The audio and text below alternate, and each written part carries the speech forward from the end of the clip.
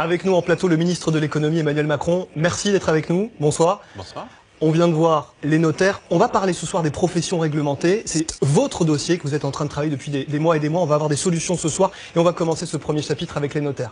On a le droit d'être très concret. On va revenir sur un élément qu'on a vu dans le sujet. Regardez cette facture qui était vue dans le sujet. Donc 125 000 euros l'achat d'une maison. Voilà ce qu'on paye au notaire à proprement parler, 3 200 euros. Donc vous baissez ce tarif? Qu'est-ce qu'on va faire? Premièrement, on dit les tarifs doivent se rapprocher des coûts réels. Donc j'ai demandé à l'autorité, ça va plonger là. J'ai demandé à l'autorité de la concurrence de nous donner une visibilité pleine et entière. Nous l'aurons en fin d'année sur ces coûts et on va rapprocher les tarifs des coûts. Donc ça baissera, le 3 200 va baisser de quelques centaines d'euros, vous pensez? Donc le 3 200 va baisser. Ça, de quelques centaines d'euros, vous pensez? Je pense qu'il baissera. Encore une fois, moi j'aime bien m'engager sur les choses que je connais et que je peux garantir sur table. Mais ce soir, vous nous dites, c'est certain, on a une... Et pour celles et ceux qui vendent une maison de 250 000 ou de 300 000, encore plus, parce que ces tarifs sont décorrélés. Ouais. Deuxième point, ce qu'on va faire, c'est que ces tarifs vont devenir des plafonds. C'est-à-dire que les notaires ne pourront pas aller au-delà, mais les notaires qui veulent pouvoir faire moins cher, un peu en dessous, de manière dans un couloir de prix en quelque sorte, pourront faire moins cher. Mais alors qui pourra casser les prix? Monsieur le ministre, qui pourra casser les prix? Aujourd'hui, on le voit, il n'y a pas une concurrence folle. 9 offices notariales ont été créés l'année dernière en France. Qu'est-ce que vous faites pour dynamiser le secteur? La concurrence, vous allez la stimuler comment? La création d'offices notariaux. Des centaines? Vous allez en créer des centaines? L'ouverture de la profession. Des milliers. Des milliers, nous allons en créer. Pourquoi? Parce que nous allons simplifier, avec Christiane Taubira, les règles d'ouverture et d'accès à la profession. Moi, jeune notaire, je viens d'être diplômé, je veux ouvrir mon étude, j'y arrive pas aujourd'hui. Comment je vais faire demain avec votre loi? Vous avez le diplôme, vous avez les stages. Là, on aura une commission qui va regarder les besoins sur le territoire, en fonction de la population, et qui va permettre massivement d'ouvrir des offices et de vous donner un office. Il y a des déserts notariaux, je pense à la Seine-Saint-Denis par exemple. Il y a aujourd'hui des écarts importants entre les territoires, donc il y a des besoins de notaires pour avoir plus de concurrence. Et donc vous, jeunes notaires, qui allez vous installer grâce à ces règles plus simples, plus directes, le jour où vous rentrez sur le marché... Ça prendra quelques mois et ça changera les prix. Mais bien sûr, vous allez rentrer sur le marché et vous allez dire, moi, la maison à 200 000 euros, je suis prêt à baisser de 500 euros les frais pour avoir un client. C'est ça, c'est la réalité. Deuxième chapitre, les professions de santé. On va prendre un exemple très concret, les chirurgiens dentistes, dont on nous dit qu'ils sont souvent très chers. Exemple avec une couronne. Parce que là aussi, il y a probablement des choses à améliorer en termes de transparence. Voilà ce que ça coûte aux chirurgiens dentistes, de 68 à 115 euros pour se fournir. Le patient lui paye de 400 à 1000 euros. La révolution en termes de pouvoir d'achat, elle va se faire où par rapport à ces chiffres? Alors, ce que dans la loi nous allons proposer, c'est qu'il y ait une transparence sur l'ensemble de ces actes. C'est-à-dire qu'on sache exactement ce que le chirurgien dentiste a payé pour avoir votre couronne. Et vous pensez que ça fera baisser les prix? Je suis convaincu que ça fera baisser les prix. Beaucoup? Substantiellement. Pourquoi? Un, parce que le consommateur final va regarder et va avoir une discussion, créera une pression sur son médecin. Parce que l'assurance maladie, comme les mutuelles, créeront cette même pression en disant, là, vous n'êtes pas raisonnable. On voit bien, regardez la différence. Ça crée la transparence, ça responsabilise tout le monde. Transparence, troisième chapitre, les autoroutes, on l'a vu en début d'émission. Là aussi, les prix flambent beaucoup plus vite que l'inflation. Plus 15%, on va le voir ensemble, plus 15% en l'espace de 7 ans. Alors beaucoup se disent, mais c'est les entreprises qui gèrent ces autoroutes, et c'est plus l'État maintenant, hein. Oui. C'est ces entreprises qui se gavent, permettez-moi le mot, tel qu'il est employé par certains, avec des bénéfices records de 20-25%. L'État a encore la possibilité de faire quelque chose, là? Oui, l'État a alors quoi? Complètement la possibilité de faire quelque chose, de plusieurs façons. Ces chiffres sont vrais, je les trouve excessifs en effet et scandaleux, compte tenu de ce que ça représente pour les Français. Qu'est-ce qu'on veut faire?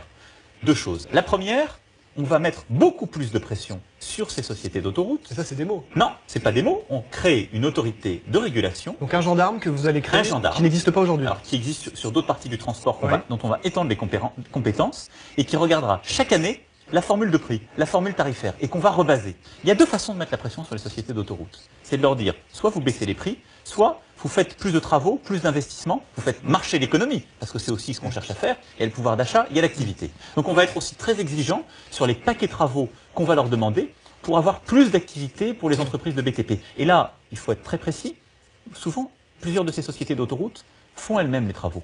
Parce qu'elles ont des captives, comme on dit. Et donc là, vous dites, non, on arrête, on va un petit peu on va imposer également des critères d'ouverture à des PME. Alors, ouverture, vous le dites, on passe au chapitre suivant.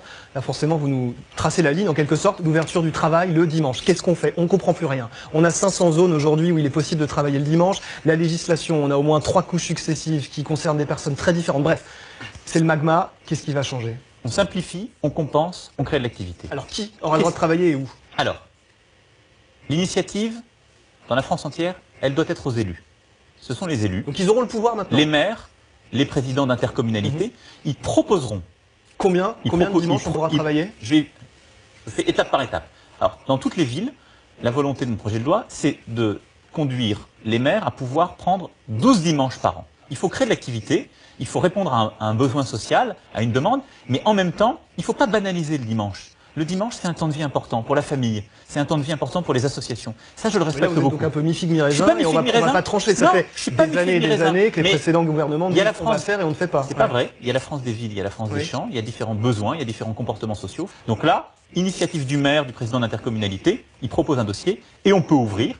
Partout, et j'insiste là-dessus, partout, dans tous les cas, donc non seulement on simplifie, on va compenser. Dans la loi, il y aura le principe de la compensation. Parce qu'aujourd'hui, vous avez beaucoup d'endroits où les Françaises et les Français travaillent le dimanche, ils ne sont pas forcément mieux payés. C'est la loi qui le et donc, dit. Dans la loi, on va impliquer ce principe de compensation. Donc en gros, on travaillera le dimanche. Toutes les personnes qui travailleront le dimanche auront le droit à un bonus, ce qui n'est pas le cas aujourd'hui. Auront une compensation, exactement. Toutes les personnes qui travaillent le dimanche. Alors cette compensation, elle doit être négociée de manière souple. Il ne faut pas que la loi soit rigide. Et donc, branche par branche, territoire par territoire. Et si ça avance pas? Parfois ce sera... la loi elle posera. La loi posera le principe. Mais vous savez, il y a déjà beaucoup de branches qui le font le dimanche. Les boulangers, ça vous a pas échappé, ils travaillent le dimanche. Leur convention collective, la branche, a prévu des compensations en jours de repos et en salaire. Et donc ça, partout. Un dernier mot de la politique générale. Une phrase que vous avez dite il y a maintenant 1 mois précisément. Vous allez voir que le compteur tourne. À propos de ces 6 mois, justement. 6 mois pour créer une nouvelle donne en France et en Europe. Qu'est-ce qui se passe? Dans 5 mois maintenant précisément, on a vu le chrono qui est enclenché. Dans 5 mois, sur quels critères vous direz j'ai réussi ou j'ai pas réussi? Il faut se donner des objectifs. Les Français veulent des réformes, ils veulent qu'on avance, ils veulent qu'on modernise. Donc vous dites ce soir, dans 5 mois j'aurai réussi? Dans 5 mois, on aura un projet sur la table qui sera en train d'être voté avec une évaluation claire, un calendrier très précis d'exécution. Si les Français n'y croient pas avec nous, si on ne joue pas collectif, c'est comme une équipe de foot. Si on ne joue pas tous ensemble à 11 sur le terrain, on ne gagne jamais un match. Et tant pis si on va pas en finale. Ce ne sont pas des individualités. Non, mais pour finir là-dessus, si on crée cette dynamique, alors on restaure aussi la confiance en Europe. On a besoin collectivement de recroire en notre avenir commun. C'est ça le but. L'économie, c'est du football. Merci beaucoup Emmanuel Macron d'être venu en studio avec nous. Merci à vous. Merci.